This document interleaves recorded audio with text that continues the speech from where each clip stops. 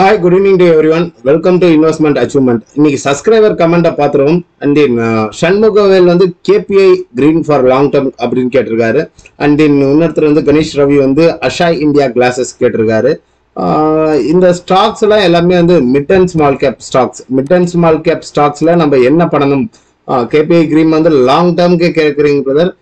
எந்த ஒரு ஸ்டாக்குமே நான் லாங் டேர்முக்கு ப்ரிஃபரன்ஸ் கொடுக்க மாட்டேன். லாங் டேர்முக்குனா ஒரு கேபிட்டல் போட்டோம், அந்த கேபிட்டல் டபுள் ஆச்சுன்னா அந்த டபுள் ஆன இடத்துல உங்களுடைய பார்ஷியல் ப்ராஃபிட் புக்கிங்கை பண்ணி உங்களுடைய இன்வெஸ்ட்மெண்ட்டை எடுத்துட்டு வேற ஸ்டாக்குக்கு போங்க. வந்த லாப குட்டிகளை உள்ள விட்டுட்டு வெளியே வாங்க. அதுதான் லாங் டேர்முக்காக வச்சுக்கலாம். அதுவும் இல்லாமல் இது ஓவர் வேல்யூஷன் ஆயிடுச்சு. இந்த இடத்துல வாங்குறதுக்கு நான் சஜஸ்ட் பண்ண மாட்டேன். அது சார்ட்டையும் பார்த்துருவோம், அதுக்குண்டான எக்ஸ்பிளனேஷனும் கொடுப்போம். அஷாய் இந்தியா வந்து நல்ல ஒரு மொமெண்டம் ஃபார்ம் ஆயிட்டு இருக்கு. ஹோல்டு, அவசரப்படாதீங்க. 1.5 வருஷம் வெயிட் பண்ணிட்டீங்க, இன்னும் ஒரு 5-6 மாசம் வெயிட் பண்ணுங்க, டீசென்ட் ரிட்டர்ன்ஸ் எடுத்துட்டு வரலாம். அண்ட் தென் நெக்ஸ்ட் வந்து பார்பிக்யூ இன்டர்நேஷனலா கேட்டிருக்காங்க கணேஷ் ரவியே. இன்னொரு ஸ்டாக் வந்து யார் கேட்டிருக்கிறது? ஷண்முகவேலே வந்து டிசிஎக்ஸ் ஷேரை பத்தி கேட்டிருக்காங்க. அண்ட் தென் இது எல்லா ஸ்டாக்கும் பார்த்துருவோம். டிசிஎக்ஸ் சிஸ்டம் கேட்டிருந்தாரு. டிசிஎக்ஸ் சிஸ்டம் வந்து என்ன நடந்துட்டு இருக்கு அப்படின்னு பாத்தீங்கன்னா, கிளீனா ஒரு 311 ரூபாய் ஐபிஓல உள்ள வந்துட்டு அங்கிருந்து ஒரு ஃபால், மறுபடியும் ஒரு ரைஸ், அண்ட் தென் இங்க ஒரு சைட்வேஸ் ஜோன்ல தான் போயிட்டு இருக்கு. இந்த சைட்வேஸ் ஜோனை நம்ம எப்படி புரிஞ்சுக்கலாம்? அப்ப இந்த சைட்வேஸ்க்கு வந்து நமக்கு வந்து சப்போர்ட் அண்ட் ரெசிஸ்டன்ஸ்ன்றது அப்படி தெரியணும். அது தெரியலன்னா பெரிய பிரச்சனையா போயிடும். எந்த இடத்துல வாங்கணும், எந்த இடத்துல வாங்கக்கூடாது அப்படின்றது. அப்ப இதுக்கு வந்து ஒரு ஸ்ட்ராங் சப்போர்ட் எது அப்படின்னு பாத்தீங்கன்னா, இந்த ஜோன் வந்து ஒரு ஸ்ட்ராங் சப்போர்ட்டா ஆக்ட் ஆயிட்டு இருக்கு. தெரியுதுங்களா? ஒவ்வொரு முறையும் மார்க்கெட் கீழே வரும்போது சப்போர்ட்டடா ஆக்ட் ஆகி டுவர்ட்ஸ் பவுன்ஸ் பேக் ஆகுது. அப்போ இங்க வரும்போது மார்க்கெட் டுவர்ட்ஸ் பவுன்ஸ் பேக், இங்க வரும்போதும் பவுன்ஸ் பேக், அப்போ இங்க வரும்போது ஒரு பவுன்ஸ் பேக்.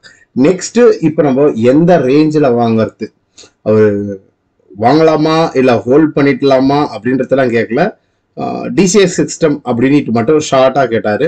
ஓகே, அடுத்தது இந்த ஸ்டாக்கை நீங்க வச்சிருந்தீங்கன்னா ஹோல்ட் பண்ணுங்க. ஃபர்தரா ஆவரேஜ் பண்ண வேண்டிய ஏரியா வந்து 245.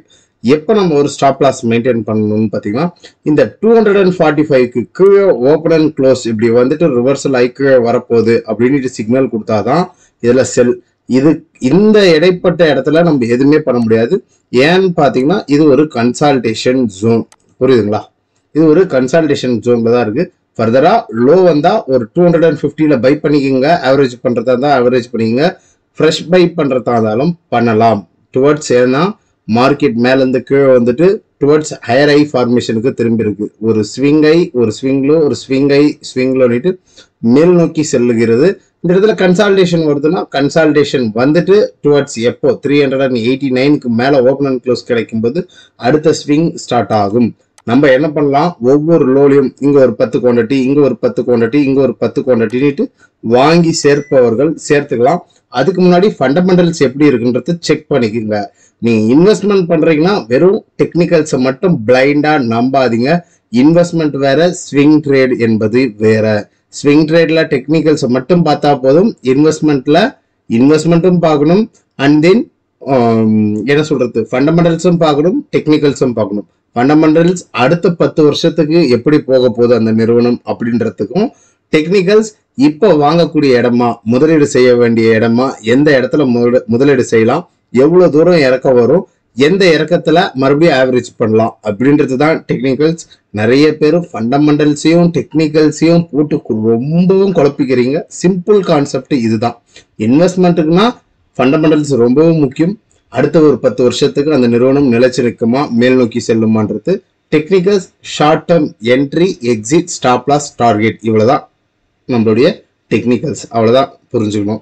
அஷாய் இந்தியா கிளாஸஸ் கேட்டிருந்தாரு. 1.5 வருஷத்துக்கு மேல நான் லாக் ஆயிட்டு இருக்கேன் அப்படின்னாரு. இந்த நிறுவனம் நல்ல நிறுவனம் தான் பிரதர். ஃபண்டமெண்டல்ஸ் வந்து குரோத்துக்கு உண்டான நிறுவனம். ஃபண்டமெண்டல்ஸ்லயும் எனக்கு வந்து இதுல ஒரு நல்ல ஒரு ஈடுபாடு தான் இருக்கு அப்படின்றதான் நான் சொல்லுவேன். இப்போ இந்த ஸ்டாக் வந்து என்ன நடந்திருக்கு அப்படின்னு பாத்தீங்கன்னா, நல்ல ஒரு கன்சால்டேட் ஆயிட்டு டுவர்ட்ஸ் மேல போயிட்டு ரீடெஸ்ட் ஆயிட்டு டுவர்ட்ஸ் மேல போனதுக்கு ரீடெஸ்ட். அப்போ நம்ம இந்த ஸ்டாக்கை வந்து ஒரு பிக்கா சொன்னோம். எந்த இடத்துல சொன்னோம்னா, இந்த ஜோன்ல சொன்னோம். 440 கிட்ட சொன்னோம். அந்த ஜோன்ல தாராளமா வாங்கியிருக்கலாம்.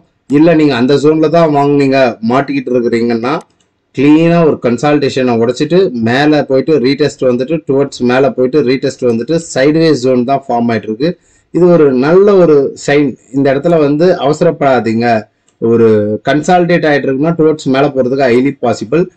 இதுல வந்து இந்த பிசினஸ் மாடல் என்ன சொல்றது, அஷாய் இந்தியா கிளாஸஸ் மேக் பண்ற நிறுவனத்துல இது வந்து மிகப்பெரிய நிறுவனம். இங்கேயும் ஒரு கன்சால்டேஷன் தான், சைட்வேஸ் பேட்டர்ன் தான் போயிட்டு இருக்கு. இந்த பேட்டர்ன் எங்க வந்து ஒரு லோ கிடைக்கும், அப்போ ஒரு டயகனல் சப்போர்ட் வருது. அப்போ இந்த டயகனல் சப்போர்ட்ல கிளீனா வந்து ஒரு லோல இருந்து ஃபார்மேஷன் ஆயிட்டு டுவர்ட்ஸ் சிக்னல் ஃபார் புல்லிஷ்க்கு திரும்புது. அவசரப்படாதீங்க, வெயிட் பண்ணுங்க, பொறுமையா இருங்க. ஃபர்தரா 516 அந்த மாதிரி எல்லாம் கிடைச்சதுன்னா ஒரு ஆப்பர்ச்சுனிட்டியா வாங்குங்க. இந்த ரேஞ்சை உடைக்கும். அப்கமிங் டேஸஸ்ல 640க்கு மேல ஓப்பன் அண்ட் க்ளோஸ் கிடைச்சதுன்னா இந்த ஸ்டாக் அரௌண்ட் ஒரு 800க்கு மூவ் ஆகிறதுக்கு ஹைலி பாசிபிள். அப்போ எந்த ஒரு ஸ்விங்குக்கு நம்ம எடுக்கிறோம்னா பியூர்லி ஸ்விங் ட்ரேட் தான் நம்ம ட்ரை பண்ண போறோம்னா அந்த 640க்கு மேல பை பண்ணுங்க. ஒரு 27-30% உண்டான ஸ்விங் ரேஷியோ புக் பண்ணலாம்.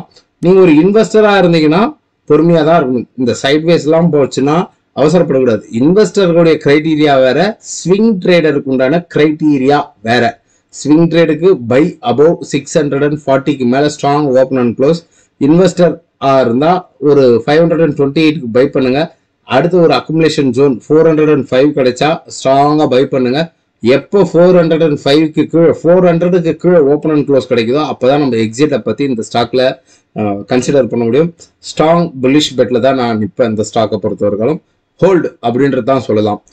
கேபிஐ கிரீன் இந்த ஸ்டாக்கை வந்து நான் லாங் டேர்ம்க்கு வாங்கி வச்சுக்கலாம் அப்படின்ட்டு கன்சிடர் பண்றேன் அப்படின்னு கேட்டிருக்காரு.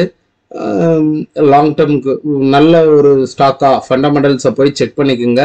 அது லாங் டேர்முக்கு நீங்க ஹோல்ட் பண்ண ஒரே ஒரு விஷயத்த நான் சொல்லிக்க ஆசைப்படுறேன். எல்லா புதிய நண்பர்களும் அதாவது ஸ்டாக் மார்க்கெட்ல உள்ள வரும்போது அந்த ஸ்டாக் ஏறிக்கிட்டு போற ஸ்டாக்ல வந்து நான் வாங்கி வச்சுக்கலாமா, லாங் டேர்முக்கு வாங்கி வச்சுக்கலாமா அப்படின்ட்டு தான் கேட்குறீங்க. ஏறும்போது ஓகே, இறங்கும் போது வந்து குத்துது குடையுதுன்னுட்டு கத்தக்கூடாது, புரியுதுங்களா? அப்போ வந்து எங்க வாங்கினா லாங் டேர்ம் இன்வெஸ்டருக்கு பெட்டிங்கா இருந்திருக்கும், ஒரு கரெக்ஷன்ல வாங்கணும். அப்போ லாங் டேர்ம் இன்வெஸ்டர் எங்க வாங்கணும்னா மார்க்கெட் மேல போயிட்டு, அதாவது என்ன சொல்றது, நல்ல ஒரு டிராஸ்டிக் மூவா ஒரு கீழே இருந்து மேல போயிட்டு அங்க இருந்து ஒரு கரெக்ஷன் வந்துட்டு இங்க ஏதாவது ஒரு வேவ் ஃபார்ம் பண்ணி அடுத்த ஸ்விங்குக்கு போகும்போது தான் ஒரு லாங் டேர்ம் இன்வெஸ்டர் ஒரு கரெக்ஷன்ல இந்த ஜோன்ல வாங்கலாம். இல்ல அதுக்கு முன்னாடியே நம்ம வாங்க முடியாதா, இந்த இடத்துல வாங்க முடியாதான்னா அந்த இடம் தான் டெக்னிக்கல்ஸ்ல முக்கியமான ஒரு ரோல் பிளே பண்ணும். அது வந்து என்ன சொல்றதுன்னா இன்ஸ்டிடியூஷன்ஸ் பார்ட்டிசிபேட் ஏரியா, ஒரு ஆப்ரேட்டர் டீமோ இன்ஸ்டிடியூஷன்ஸோ அது மாதிரி ஏரியால இருக்கும். அது ஸ்டேஜ் 1, ஸ்டேஜ் 2, ஸ்டேஜ் 3 அப்படின்ட்டு கிரைட்டீரியாவா பிரிக்கக்கூடிய ஜோன். அப்போ அந்த ஸ்டேஜ் 1ல இது மாதிரி ஐபிஓல இருந்து உள்ள வந்து கன்சால்டேட் ஆகிட்டு இருக்கும்போது நீங்க இங்க வாங்கலாம். ஒரு லாங் டேர்ம் இன்வெஸ்டர் எங்க பிரேக் அவுட் ஆயிட்டு ரீடெஸ்ட் ஆயிட்டு டுவர்ட்ஸ் மேல போகும்போது சிக்னல் கன்ஃபர்மேஷன் பண்ணிட்டு இங்க வாங்கியிருந்தீங்கன்னா நீங்க ஒரு லாங் டேர்ம் இன்வெஸ்டரா இருக்கலாம். அப்போ இந்த ஸ்டாக் அந்த ஒரு லாங் டேர்ம் இன்வெஸ்டருக்கு உண்டான கிரைட்டீரியா கொடுத்ததா, நம்ம மிஸ் பண்ணிட்டோமா அப்படின்றது பாத்தீங்கன்னா கிளீனா அது எந்த இடத்துல இருந்து மூவ் ஆகுது, எப்படி மூவ் ஆகுது அப்படின்றத புரிஞ்சுக்குங்க.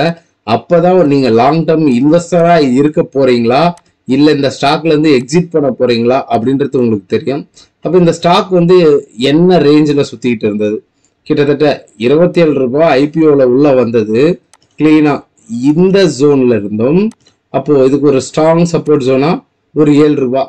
இந்த 7 ரூபாயில வாங்கினவங்க நீங்க ஒரு 100 ஸ்டாக் வாங்கி போட்டு இருந்தா கூட இன்னைக்கு வந்து அதனுடைய மதிப்பு வேற மாதிரி. ஜஸ்ட் வந்து ஒரு 700 ரூபாய் கொடுத்து இங்க வாங்கினவங்களுக்கு தான் இவ்வளவு பெரிய ரிட்டர்ன்ஸ் கிடைச்சிருக்கு இன்னைக்கு இந்த ஸ்டாக்ல. நீங்க இப்ப போயிட்டு ஆல் டைம் ஹைல உச்சாணி கும்பல இருக்கு, இங்க போய் வாங்கிட்டு லாங் டேர்ம் இன்வெஸ்டரா இருக்க போறீங்களா? இங்க இருந்து வீழ்ச்சின்ட்டு ஒண்ணு வந்ததுன்னா எவ்வளவு பெரிய வீழ்ச்சியா இருக்கும் அப்படின்றது நான் சொல்ல விரும்பல. இந்த இடத்துல இந்த ஸ்டாக்கை நான் கன்சிடர் பண்ணவே மாட்டேன். என்னது, இந்த இடத்துல நான் இந்த ஸ்டாக்கை லாங் டேர்ம் இன்வெஸ்ட்மெண்ட்டுக்கு கன்சிடர் பண்ண மாட்டேன். நீங்க தெரிஞ்சோ தெரியாதனமோ லாங் டேர்ம் இன்வெஸ்ட்மெண்ட்னு கேட்டுட்டீங்க, அதுக்குண்டான நேரம் இருக்கிறதுனால தான் நான் இப்போ இந்த ஸ்டாக்கை பத்தி சொல்றேன். அப்போ லாங் டேர்ம் இன்வெஸ்டர் எங்க வாங்கியிருக்கலாம், இந்த இடத்துல கிளீனா break out and then retest. இங்க பிரேக் அவுட் ஆயிட்டு ரீடெஸ்ட் வரும்போது அட்லீஸ்ட் 26ல வாங்கியிருக்கலாம். வாங்கிருந்தீங்கன்னா பெரிய பெரிய ரிட்டர்ன்ஸ் எத்தனை சதவீதம் லாபம் கொடுத்துருக்கு இந்த ஸ்டாக் ஒரு இறக்கத்துல இருந்து. இப்போ நம்ம போயிட்டு வாங்கறது நல்லதா? கிட்டத்தட்ட 4000% லாபத்தை கொடுத்துட்டு இருக்கு. இந்த இடத்துல போயிட்டு நம்ம லாங் டேர்முக்கு கன்சிடர் பண்ணலாமா? கன்சிடர் பண்ணீங்கன்னா லாங் டேர்முக்கு கீழே தான் உக்காந்துக்கிட்டு இருக்கணும். நான் இந்த இடத்துல கன்சிடர் பண்ண மாட்டேன் அப்படின்றதான் சொல்லலாம். நீங்க இந்த ஸ்டாக் தான் வாங்குனீங்கன்னா வாங்கி கொள்ளுங்கள். ஸ்டாப் லாஸ் ஆக மெயின்டைன் பண்ண வேண்டிய ஜோன் 1420. இந்த 1420க்கு கீழே ஓப்பன் அண்ட் க்ளோஸ் கிடைச்சதுன்னா ஃப்ரீ ஃபால், குழா தண்ணியை திறந்து விட்டா மாதிரி தப தபன்னு இருக்கும். அதுவும் இந்த ஸ்டாக்லாம் வந்து என்ன சொல்றது, ஒரு அன்குவாலிட்டி ஸ்டாக் அப்படின்றதான் சொல்லுவேன். அன்குவாலிட்டினா என்ன? அன்குவாலிட்டி ஆப்ரேட்டட் பண்ணக்கூடிய ஸ்டாக்ஸ். லிக்விடிட்டின்றது கொஞ்சம் கூட இல்லை. காத்தா பறக்குவாங்க. அப்பர் சர்க்கியூட் அடிச்சா மேலேயே போயிட்டு இருக்கும், லோயர் சர்க்கியூட் அடிச்சா கீழே வந்துட்டு இருக்கும். இது மாதிரி ஸ்டாக்ல பார்ட்டிசிபேட் பண்ணாதீங்க. பார்ட்டிசிபேட் பண்றீங்கன்னா அதுக்குண்டான ஜோன்ல இந்த மாதிரி ஏரியால பார்ட்டிசிபேட் பண்ணுங்க. அதர்வைஸ் அவாய்ட் பண்ணிட்டு ஜஸ்ட் அப்படியே வேடிக்கை பாருங்க. இதுதான் உங்க கேபிட்டலுக்கு சேஃப். கஷ்டப்பட்டு சம்பாரிச்சுட்டு வந்த பணத்தை இது மாதிரி ஸ்டாக்ல போட்டு லாஸ் பண்ணிக்காதீங்க அப்படின்றது தான் நான் சொல்ல முடியும். முடிவு எடுப்பதும் எடுக்காததும் உங்க கையில இருக்கு நண்பர்களே. அடுத்த ஒரு நண்பர் வந்து பார்பிக்யூ இன்டர்நேஷனல் அப்படின்ற ஒரு ஸ்டாக்கை கேட்டிருந்தாரு. அப்போ இப்போ நம்ம சொன்னதுதான். அப்போ இந்த ஸ்டாக் வந்து லோல இருந்து 450ல இருந்து கிட்டத்தட்ட 1950 இவ்வளவு தூரம் மேலே ஏறிச்சு. அப்போ இந்த லோல வாங்கினவங்க இங்க போய் வித்திருந்தா ஒரு 320%, 300% லாபம். இப்போ எங்க வாங்குறாங்க, இங்க வாங்கிட்டு இங்க போய் எக்ஸிட் பண்ணிருக்கணும். எக்ஸிட் பண்ணலனா கூட அவங்க லாங் டேர்ம் இன்வெஸ்ட்மெண்ட்டுக்குன்ட்டு வாங்கின ஸ்டாக்கு அவங்களுக்கு இன்னைக்கும் நட்டம் ஆகவில்லை அப்படின்றதான் சொல்லலாம். ஏன் நட்டம் ஆகலைன்னா அவங்க வாங்கினது இங்க மேல போயிடுச்சு, கண்ணில் பார்த்த ப்ராஃபிட் காணல் நீராயிடுச்சு அப்படின்றது தான் அவங்க கன்சிடர் பண்ணியிருப்பாங்க. அப்போ கிட்டத்தட்ட 447 ரூபாய் வாங்கின விலைக்கே வந்துடுச்சு. அப்போ என்ன பண்ணணும்? ஒரு மேலே ஏறின ஸ்டாக்ல பார்ஷியல் ப்ராஃபிட் புக் பண்ணணும். கீழே இருந்து மேல போக போற ஸ்டாக்ல தான் பை பண்ணணும். புரியுதுங்களா? அப்போ நம்ம இந்த இடத்துல நம்ம பை பண்ணிடுறோம். அடுத்த ஸ்விங் ரேலி ஸ்டார்ட் ஆயிட்டு மீண்டும் இந்த ஸ்டாக் ஒரு 1927க்கு அப்படி மூவ் ஆயிடுச்சுன்னா இங்க இருந்து நம்மளுக்கு வந்து ஒரு 300% லாபம் கிடைக்குது. அப்ப இந்த 300% லாபத்துல அட்லீஸ்ட் உங்க கேபிட்டலை வெளியே எடுத்துட்டு வரணும். நீங்க இங்க ஒரு 10,000 போட்டீங்கன்னா இங்க ஒரு 30,000 வந்து தருங்க இல்லையா? 30,000த்துல 15,000ஆவது லாபத்தை எடுத்துட்டு வெளியே வந்திருக்கணும். எவ்வளோ? 15,000 பார்ஷியல். இது பேர் தான் பார்ஷியல் ப்ராஃபிட் புக்கிங் அப்படின்னுவாங்க. ஸ்டாப் லாஸ் புக்கிங்க்கு வேற கிரைட்டீரியா. அப்போ 15,000 எடுத்துட்டு வந்தீங்கன்னா மீண்டும் இங்க வரும்போது இந்த 15,000 இங்க உள்ள போட்டு வாங்கலாம். இதுதான் காம்பவுண்டிங் எஃபெக்ட் அப்படின்னுவாங்க. இல்ல அந்த 15,000 விட்டு வந்தோம் இல்லையா, அது மேல உடைச்சு மேல மறுபடியும் மேல ஒரு 2,000 3,000 போச்சுன்னா அது வந்து மல்டிபிள் ரிட்டர்ன்ஸ். என்ன சொல்றது, அப்பா நான் வாங்கி வித்துட்டு அந்த ஸ்டாக்கு காத்தா பறந்துடுச்சு அப்படின்ட்டு இல்லாம மேலும் மேலும் போயிட்டு இருக்கு. நம்ம கிட்ட குறைஞ்ச குவான்டிட்டிஸாவது இருக்குது, அதுலயாவது ஒரு லாபம் வரலான்ட்டு. ஓகே, இந்த ஸ்டாக்கை பத்தி கன்சிடர் பண்ணி கேட்டிருந்தாரு. அப்போ இந்த ஸ்டாக் நம்ம என்ன பண்ணலாம்? மீண்டும் அந்த சப்போர்ட்ல தான் வந்திருக்கு. அவசரப்படாதீங்க நண்பா. நீங்க ஸ்விங் ட்ரேடுக்கு எடுக்கிறேன் அப்படின்னீங்கன்னா ஸ்விங் ட்ரேடுக்கு நம்ம வாங்கக்கூடிய ஜோன் எதுவா இருக்குன்னு பாத்தீங்கன்னா 755க்கு மேல போனாதான் இது பிரேக் அவுட். புரியுதுங்களா? 755க்கு மேல போனாதான் ஸ்விங் ட்ரேடுக்கு கன்சிடர் பண்ணலாம். பிரேக் அவுட் ஆயிட்டு ரீடெஸ்ட் வரும்போது டுவர்ட்ஸ் மேல வந்து அடுத்த ஒரு ஸ்விங் ஸ்டார்ட் ஆகும். அப்போ இந்த ஜோன்ல என்ன பண்ணலாம்? ஜஸ்ட் வந்து வேடிக்கை தான் பார்க்கணும் என்ன நடக்குதுன்றது. நீங்க ஒரு இன்வெஸ்டரா இருக்கிற, லாங் டேர்முக்கு வாங்குற, நான் ஒரு ரிஸ்க் எடுக்கிறேன், ஒரு சின்ன கேபிட்டல் தான் போடுறேன் சார், என்னுடைய போர்ட்ஃபோலியோ 10 லட்ச ரூபாய், 10 லட்ச ரூபாய்க்கு நான் 1% போடுறேன், அப்போ ஒரு 10,000 ரூபாய் போடுறேன் அப்படின்னா இந்த 10,000 ரூபாய்க்கு உண்டான ரிஸ்க் எனக்கு இங்கதான் இருக்கு. 549, 550 ரூபாய் வாங்குறேன். இதுக்கு உண்டான ஸ்டாப் லாஸ் 480 ரூபாய் மெயின்டைன் பண்ணிக்கிறேன். இதுக்கு கீழே உடைச்சு இப்படி வந்ததுன்னா மறுபடியும் மார்க்கெட் கீழே இறங்க போகுதுன்றது எனக்கு தெரியும். பட் இங்க இருந்து உடைச்சு மேல போயிட்டு இதுக்கு மேல இப்படி போயிட்டு மேல போச்சுன்னா பெரிய ரிட்டர்ன்ஸ் காத்துக்கிட்டு இருக்கு. அப்போ உங்களுடைய ரிஸ்க் மேனேஜ்மெண்ட் எவ்வளோ, உங்களுடைய மணி மேனேஜ்மெண்ட், உங்களுடைய போர்ட்ஃபோலியோவுக்கு எவ்வளோ மேனேஜ் பண்ண போறீங்க இது மாதிரி ஸ்டாக்ல அப்படின்றத கன்சிடர் பண்ணி இந்த லோல வாங்குறவங்க தாராளமாக கான்ட்ரிபியூட் பண்ணலாம். Stop loss without stop loss போகாதீங்க. அண்ட் தென் உங்களுடைய ரிஸ்க் மேனேஜ்மெண்ட் என்னன்றது தெரிஞ்சுக்குங்க.